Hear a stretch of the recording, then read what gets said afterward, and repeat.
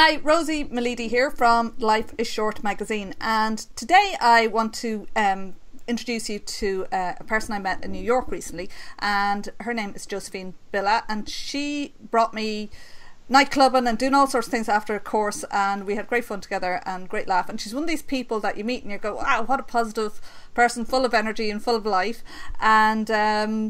And we were having lunch then a few days later, and she threw a clanger at me, something that I didn't know, because we were doing a business course, and I was asking her about her business. Now she works for a TV company full time, but she also I'll let you tell you about her business and what she does.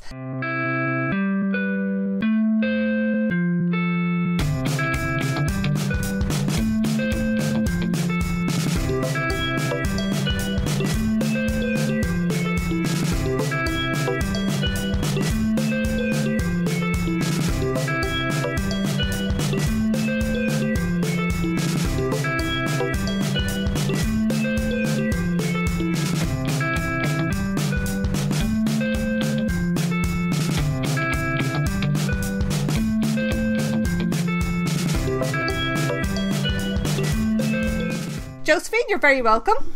Yes, thank you so much. Basically, if you just tell us that when you were born, you're a beautiful, healthy baby girl, but something happened. So could you just tell us a little bit about the background? So I was born the first child in my family, and I guess after a few months, I started looking jaundiced and tired. So they brought me to the doctor, and the doctor did a bunch of tests, and they discovered that I actually was born with a genetic illness called beta thalassemia major. And nice basically, title. I know, it's a really long one, which means that, it's rare and no one has it and no one knows about it. So what this means is my bone marrow can't produce red blood cells that function, so I need transfusions every few weeks to survive. So I've been getting transfused since I was a little baby up until now, and probably for the rest of my life. How often do you have to get them? Well, when I was a kid, it was every week, and then I got older, and I guess I could sustain the blood. So then it changed to every 3 weeks, and now it's like every 2 to 3 weeks. Okay, because it's actually, so you rely on people donating blood to actually survive. Yep. And exactly. Yeah, because it's something that I never thought of, and I am very embarrassed to say that I've actually never donated blood, and but I am going to now, because good. The next time I see a van. But the thing is, I mean, you hear about, like, if there's a big tragedy or an emergency, national emergency, everybody goes up and queues up to give blood, because people need it, but they don't actually think that kids are like, you need it since you were 3, that you need it to survive, and people like you, there's plenty of other people with chronic illness who actually need similar. So it's actually something. Also, cancer patients, most cancer patients. Yeah. I said most cancer patients who need chemotherapy. Because hospitals have hematology and oncology units, so I always sit with cancer patients, and they also receive blood. Okay. So so many people need blood transfusions. Yeah, and it's not just for accidents and emergencies. Right. It's actually part of life and survival for some people. Okay. With something like this illness, which people didn't understand, and a lot of teachers were unkind to me, like very, very cruel, actually, separating me from kids, not understanding and talking about it when I really didn't talk about it at all with my friends. Like, my parents just wanted to separate hospital life from real life. Yeah. And we didn't talk about it at home. So I thought that since I got so much, just negativity from teachers, that I wanted to work in a school when I got older and tell kids who were just like me that they could achieve whatever they wanted in life as long as they tried a little bit. So I got this degree in social work, and while I was getting the degree, I worked in an elementary school counseling children, and the stories that they shared with me were so tragic that I couldn't separate myself, my own story, from their stories. So I'd go home and cry every single day, and that made me decide that I couldn't work in that type of industry. So I said, what's the complete opposite? And that's entertainment. So I bought a book, and I taught myself HTML, and which is a web coding language, and I got a job working in web design, like right out of college. Okay, so you went some completely different, but then because you were going to the hospital quite regularly, you were having some bad experiences, and actually that probably dragged you back into what your calling is as such, nearly. Right. So, and that's what you're doing now. I was listening to what the other patients were saying. Like, they said that the hospital was giving them care in forms of, like, physical, take these vitamins, or, get transfused, like, 2 times a week instead of 3 times a week. But they said that no one was helping with them with their emotional problems. So they had all kinds of anxiety and stress and fear about just life in general, and no one was really answering the call to that.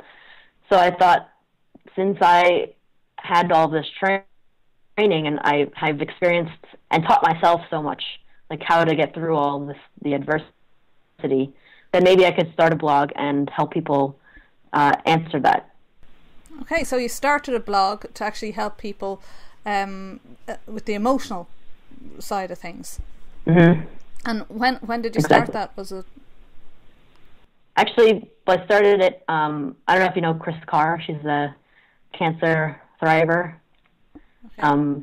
But she has a website that has like a mass following, and I wrote a blog for her. And after I wrote the blog for her, that's when I decided I should make my own website. So, like, kind of in conjunction of launching my post with her, I posted my site, and people have been taking notice. And so many people have written to me from all over the world. I Skype with people in so many parts of the country, telling them, kind of like coaching, but also giving them advice on how to, talk to doctors or just various things. And it's been really amazing. Wow. I feel like psychotherapy, right. like some models of it, just go back and, like, you keep talking about the past, the past. Right. And you're never really in the present moment and what's happening with your emotions right now. Yeah. So I coach people who are experiencing just a lot of worries and anxieties around having an illness. And, the transformations that I've seen are amazing. So it's kind of cool. Like, this is the most fulfilling thing that I've ever done. Wow. So it's actually coaching. So it's more focusing on the positive and getting people to actually, what would you say? Well, it's really not so much I don't want to say positive though. Like, it is positive, but it's more of like understanding your thoughts, why you're caught up in like the cycle of negative thoughts, and understanding how to basically control your mind more. Right. So it's more making the illness not be your life, but just a exactly. part of your life. Okay. Mm-hmm. You're writing a book. Is that right? I wrote a book. Yeah. So now I'm meeting an agent at the end of the month. Woo. And yeah, we'll see what he says. And you're going to Dubai actually to do talking as well, aren't you? Mm-hmm. Yep. So I spoke nationally, and now I'm going to Abu Dhabi actually to speak. Cool. Okay. Mm-hmm. And are you speaking to doctors, or is it patients that you're talking to? It's 2,500 people, so it's people from all over the world. Yeah. Patients, doctors, family members, scientists, pharmaceutical reps. Everybody. Wow. Okay. So, and this has all come out of you taking action about and listening to what people need, and using your experience to write a blog about it. And this is all developed from that. Well, that's amazing. So, obviously, exactly. Having chronic illness, there's not very many positives about it. But what I find amazing about your blog is, I read it, and I'm lucky. I don't have a chronic illness, or I'm healthy as far as I know. So, but I get so much out of your blog because thank you. One of the things that you were saying, like, is the things how you appreciate life more. So, could you just tell us a bit about like positives that you have found out of your negative situation? Well, I find that people get caught up in really trivial things. I do too sometimes, like when it comes to relationships, it can be difficult. But going outside and like knowing that I'm completely free and I'm not trapped in a hospital, because I have been, like that feeling of just being able to do what I want when I want, I recognize that every single day. And not being attached to an IV or any kind of machine, like I feel so incredibly blessed.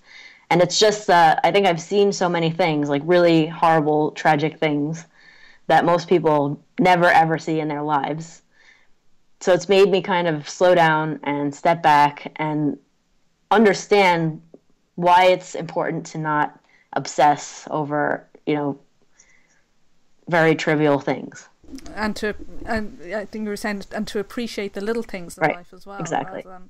And what people can do is actually go over to lifeisshortmagazine.com and they can read more about Josephine and get links to her blog. I'd just like to thank Josephine very much, and we're going to have her back on the show when her book comes out. Awesome. Thank you. And do enjoy Dubai, and we will talk to you soon. Awesome. Thank you so much.